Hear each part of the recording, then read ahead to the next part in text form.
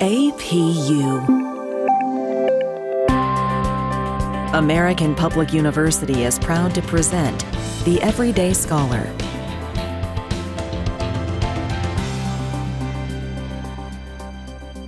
Hello, my name is Dr. Bjorn Mercer, and today we're talking to Dr. Jennifer Fisch-Ferguson, faculty in the School of Arts, Humanities, and Education.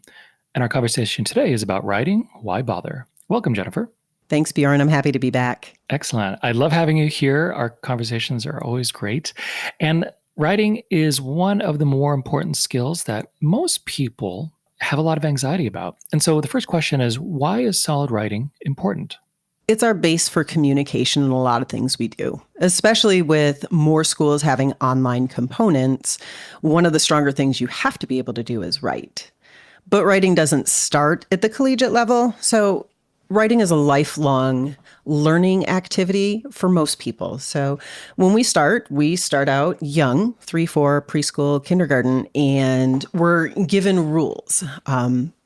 Prior to that, we could just color. And we have coloring books, and it's all over the place. And once we hit school, we're then told, okay, now you need to color within the lines. You need to make sense of things. And these are our first forms of composition, which later turns into writing. And then as we start through the schooling process for second grade, you get the 2, 3, and 4-letter words. You start combining rudimentary sentences. Then by third and fourth grade, you're taught not only to write slightly differently, slightly more advanced, using more adjectives and adverbs, but you are also learning cursive, which is a completely different style of writing. And then especially today's kids are also learning keyboarding at the same time. So yet one more different way to write. And then you hit 5th and 6th grade, you start to put together basic essays. Then you hit middle school and you start to add in some research and some proof. And by the time you're in high school, you are asked to do standard 5-paragraph essays, have a strong thesis statement, have some basic research in there. So by the time you hit first year writing, you have been writing for 12 years, but you've had the rules changed on you every couple of years as to what good writing looks like, how you should put it down on the page. But the honest truth is, a lot of people don't understand the difference between good, solid writing and just meeting a word count. And to date myself, way back in the 80s, there was a movie called Summer School. And the thing that always stuck out to me is the students had failed. So they were taking summer school English, and they had to write an essay, and it had to reach 500 words. And so one of the students just used the word very, probably 450 times to hit that word count. So he hit the word count, but the essay was just very, very, very, very, very using the word very. So difference being, solid writing actually informs people, it persuades people, it humors people, but it gets the point across in a very clear way that can't be misinterpreted. When we talk, we've all been talking our entire lives. All of us are pretty good at talking, so we can have the time to explain ourselves, and in case we miscommunicated, to talk through it. With writing, you have to really focus on that from the beginning. If people misinterpret your writing, that means that you probably have to edit your writing.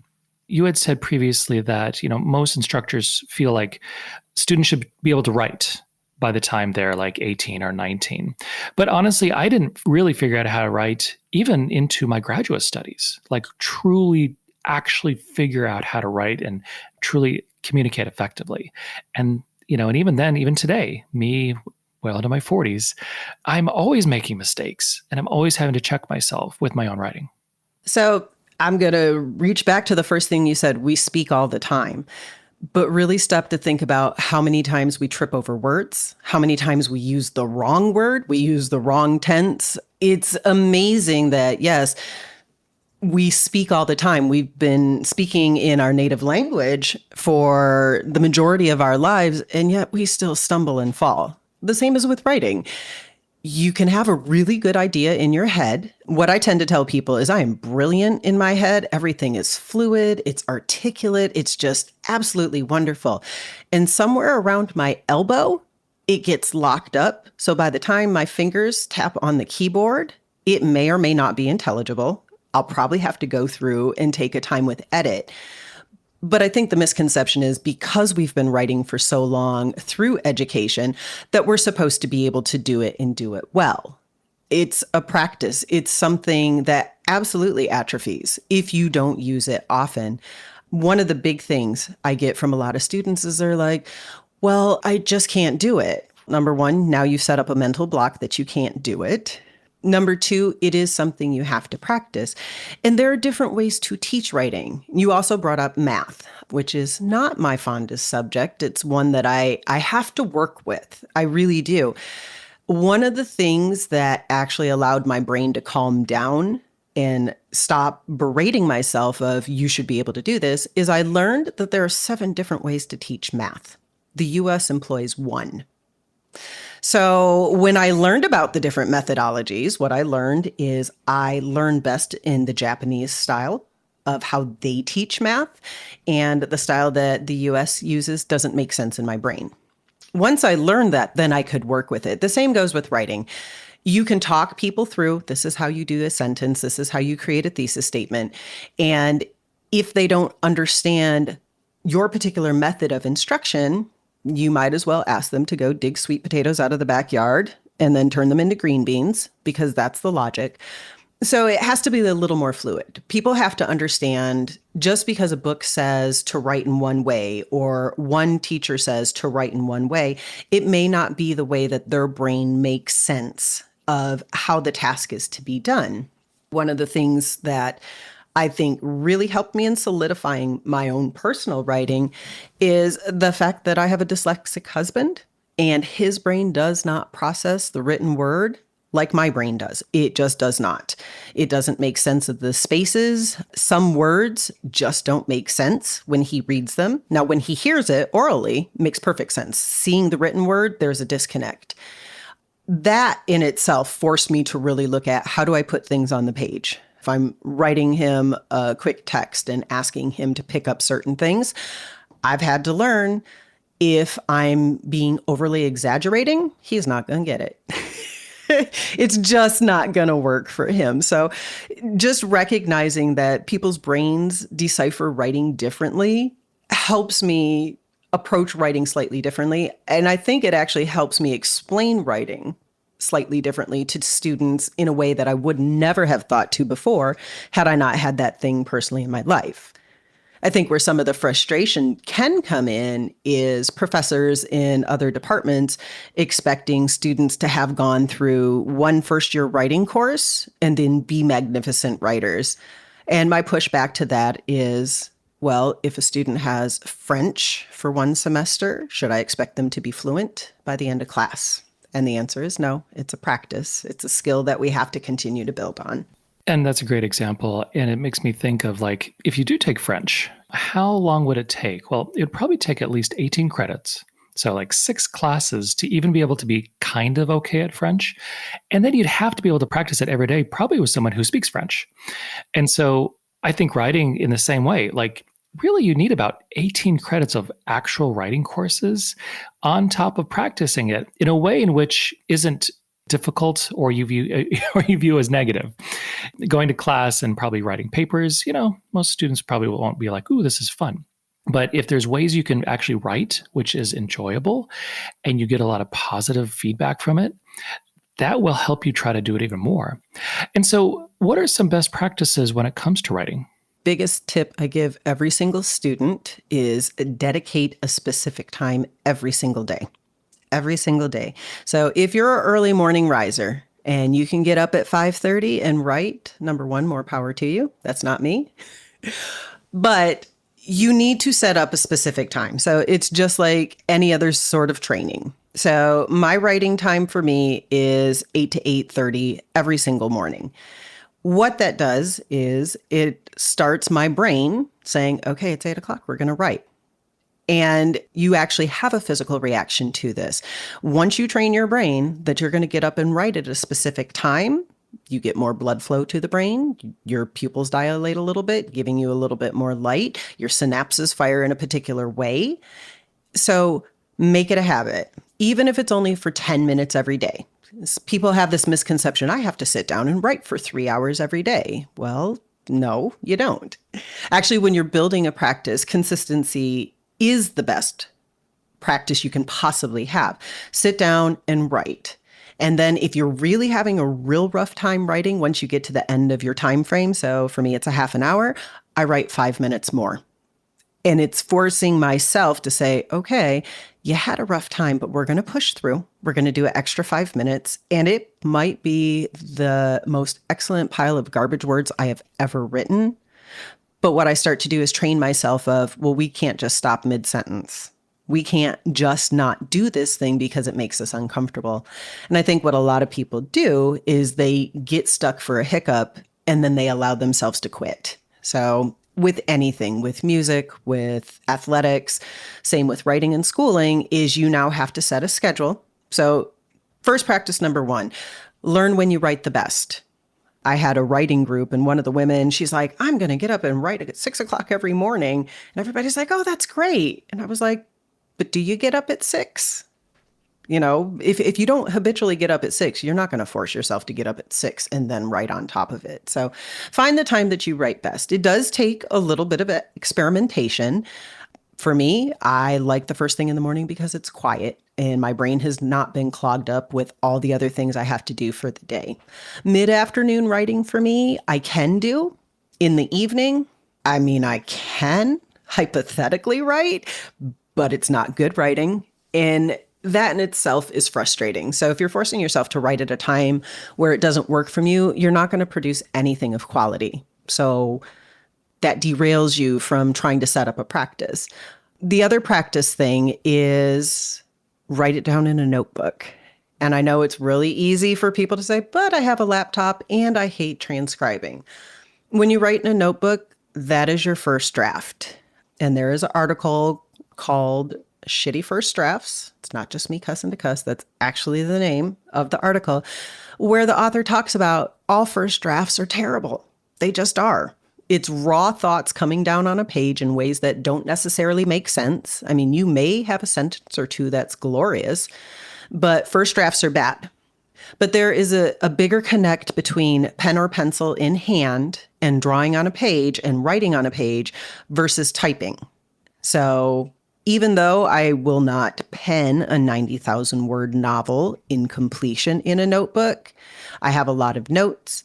When I hit a problem area, I definitely write them out because it helps my brain think faster. But notebooks are, I think some people collect them because they're pretty and they look nice, and then people don't actually use them. Use your notebooks. If you're going to collect them, at least use them. So time of day, writing in a notebook. The other thing is find a writing group. There are tons of online writing groups for everything. So it's not just creative writing. There's poetry. There are academic groups. You need another set of eyes. 100%. You're going to need another set of eyes. You also need people you can talk to about writing that want to talk about writing. Because I teach writing, I have 2 children that love to write. Absolutely 100%. They want to write all the time, and they do. And for me, it's that interesting thing of watching them as young children write their stories, which are wholly creative, but don't make sense. But now as they get a little older, it's like, oh, okay, so here's the beginning, middle, and end. Here are these high notes that are happening. Here's the climax of the story. Here are all these different things happening. The best benefit I have is that we talk about it because we all enjoy it. So when I get frustrated, yes, I turn to my 12-year-old and my 19-year-old and say, this doesn't make sense in a story. And then they give me their feedback, which is good. I mean, it's 100%. They're going to see things very differently than I do.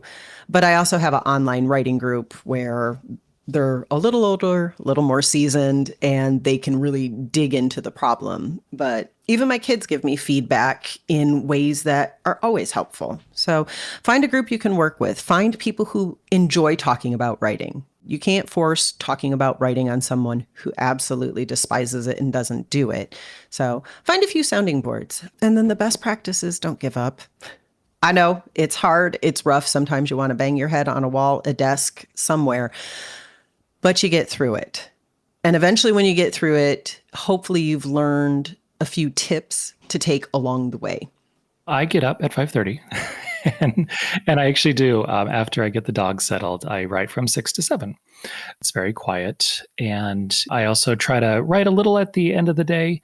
It's successful sometimes, sometimes not. But I have really found that if you write every day, you are in the consistency, you get in the practice. You're able to then write. I think a lot of people, and I find this with myself with my music, when I'm recording my music, when I sit down, I think it has to be perfect now because I only have X amount of minutes to record this line.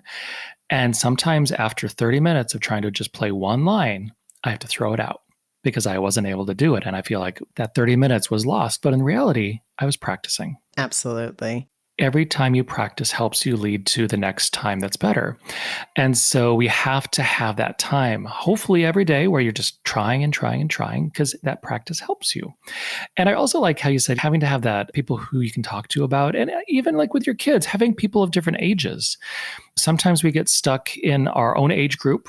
Bringing in other people will give you different ideas on how to communicate with everyone. Especially when you write a younger character. So I was writing a slightly younger character, and my oldest child looked and he's like, well, that's not what we would do at all, because I'm old and I'm out of touch with teenagers. I was like, please enlighten me. So he did, and it made a lot of really good sense. But sometimes, if I'm going to talk about being a teenager, I'm going to have to pop back to the 1980s or so.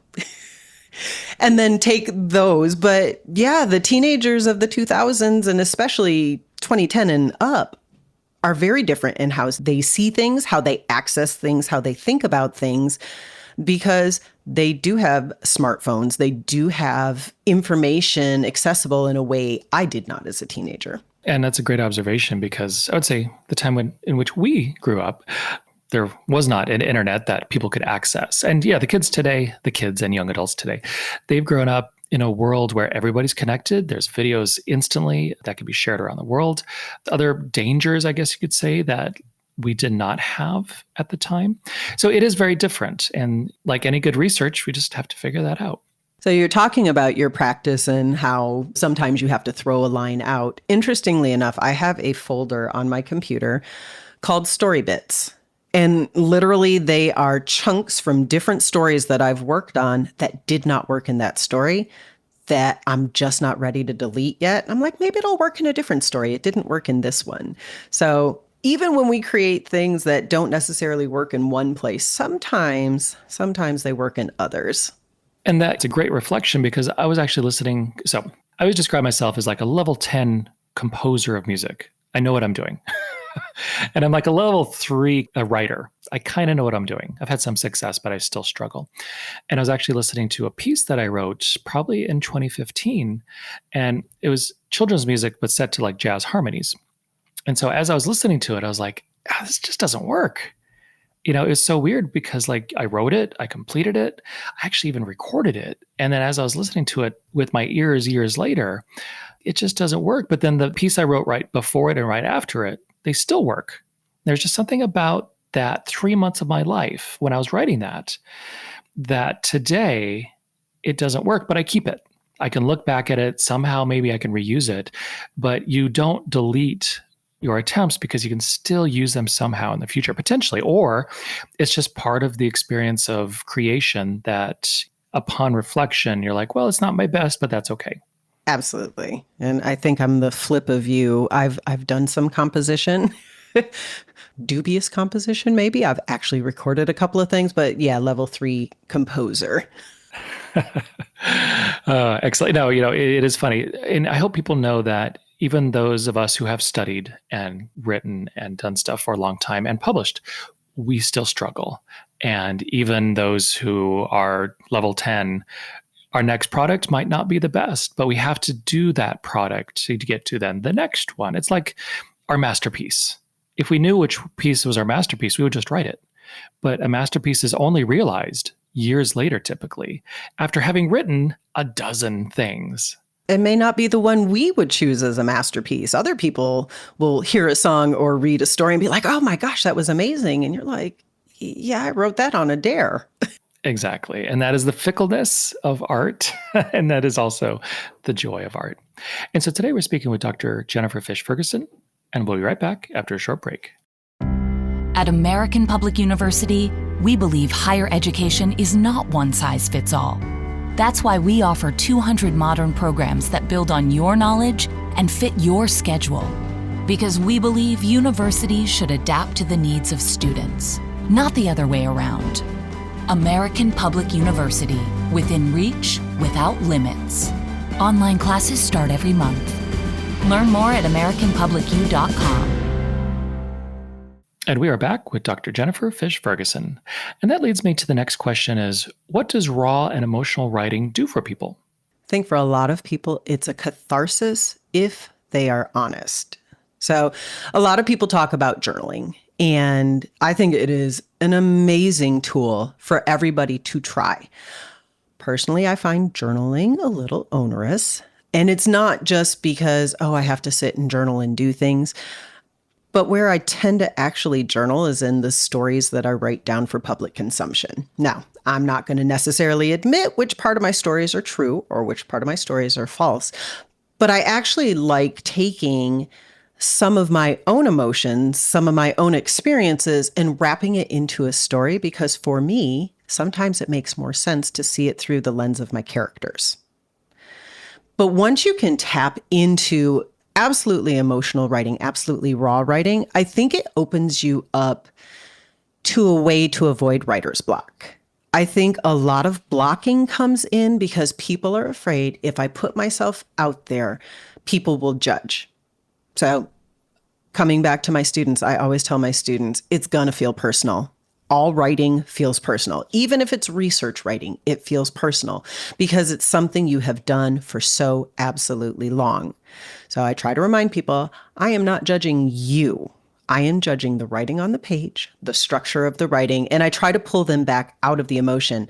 But honestly, the best writing is the raw writing, is the emotional writing where people can really break down why something is important, how it can affect lives, and whether that's creative or academic research or business writing, there has to be some kind of emotion into it. Otherwise, the readers don't attach to it. So you can have very flat formulaic writing.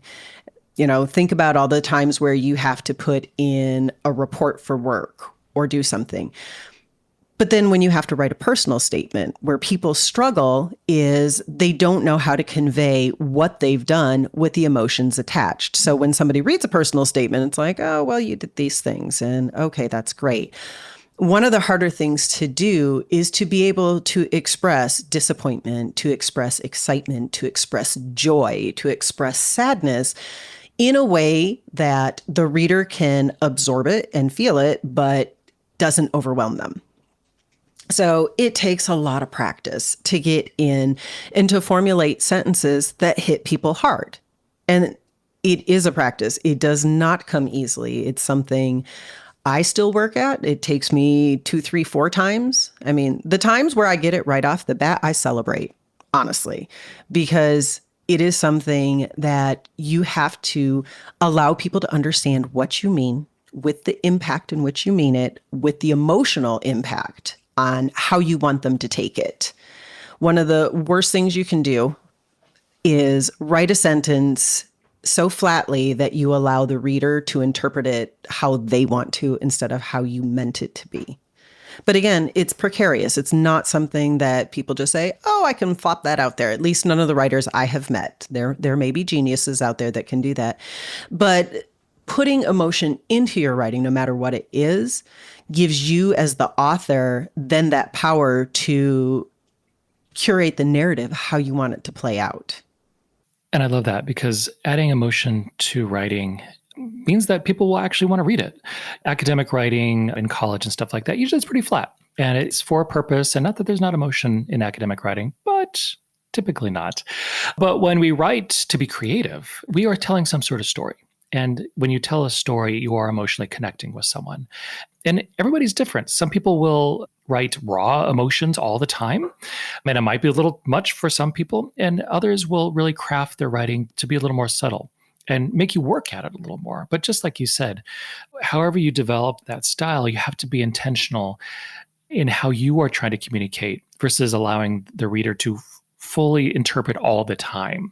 Yeah, I like to say real solid writing, real good writing is kind of like anticipating that first kiss where you set things up and you're getting ready and you lean in, but the other person has to lean in too. And that's how good writing is received. You set the frame, you give them all the details, and then you give them that last 10, 15% to put their own spin on how they accept it. I love that, especially the imagery of having, of requiring the other person to lean in. And that totally makes sense. And so the next question was cursing in writing. Should we do it? Should we add it? Should we include it? I think there is a time and a place. The rule in my household for cursing, because I worked very hard to give my children a very expansive vocabulary. But sometimes when you cram your big toe into a door, there's only one word that's coming out of your mouth or a variety of different words. So the rule about cursing in our house is there any better word to describe what's happening? Because if you drop a cast iron skillet on your toe, it's not going to be sugar daddy. It's just not. It can be done well as long as it's impactful. So you mentioned before about some people get really raw with their writing, and that's good once or twice sometimes. But if it comes out really heavy every single time, just like cursing, if you have a string of curses, okay, now I'm skimming. The first time it's impactful because now I'm shocked that you've done something. But if that is something that then becomes a gimmick, it's not impacting anymore. So yeah, cursing every once in a while, I don't think is a bad thing, especially when you write in dialects. Some people come from areas where cursing is just a thing. Some people come from areas where you don't necessarily understand them because of how heavy an accent they can have. So I think it can work. Where I don't think it should always be placed is as a shocking element.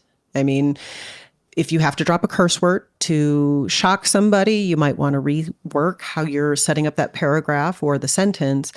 But sometimes, yes, when you throw emotion in, you drop the S-bomb or you drop a D-bomb or all these other bombs that you have to drop because it feels natural in the setting. And I love that because I'm someone who naturally never curses. I'll say golly, gee, and stuff like that. And it sounds funny, but I actually work hard at not cursing.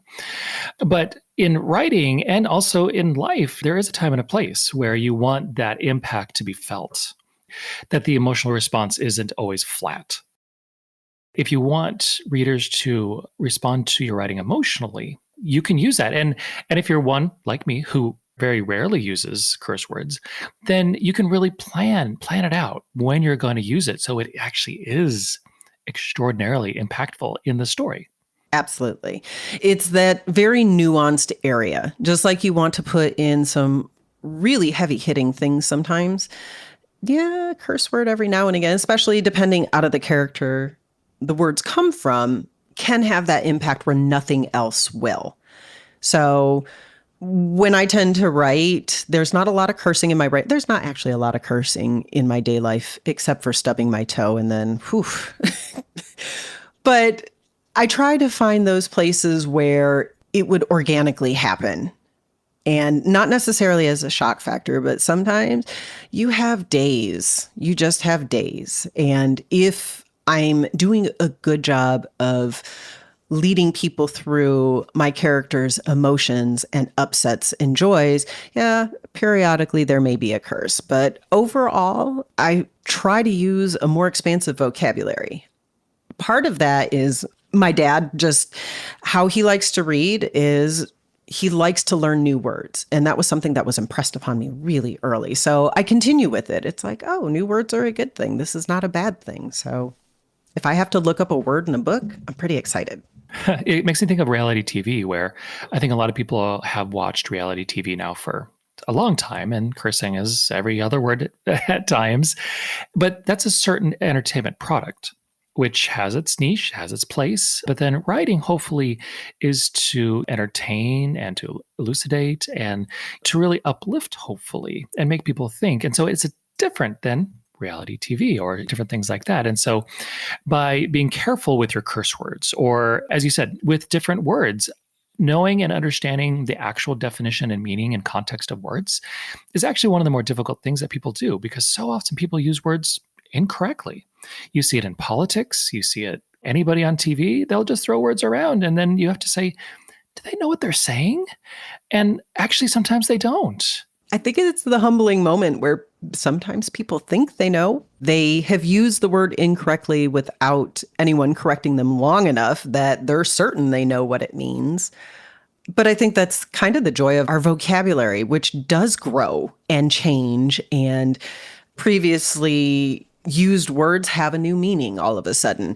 And I think that's really one of the beauties of language is it does get to grow. It does get to change. So writing actually does date stamp certain things, certain terms that I would use like 5-6 years ago. My children disdainfully tell me that's no longer a word I should be using. I'm not cool when I use it.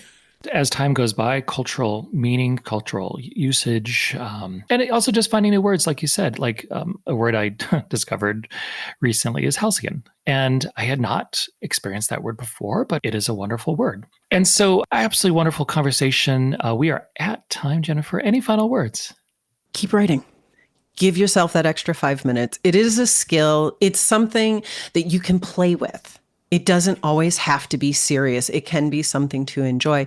And for people who are cringing and thinking, I will never get to enjoy writing, perhaps you just haven't found your niche yet. I love that. And everybody has a niche. It is true. Everybody has a certain style of writing, and everybody has an audience. An absolutely wonderful conversation, Jennifer. Thank you so much. And today we're speaking with Dr. Jennifer Fisch-Ferguson about writing. Why bother? My name is Dr. Barry Mercer, and thank you for listening. For more information about our university, visit us at studyatapu.com. APU, American Public University.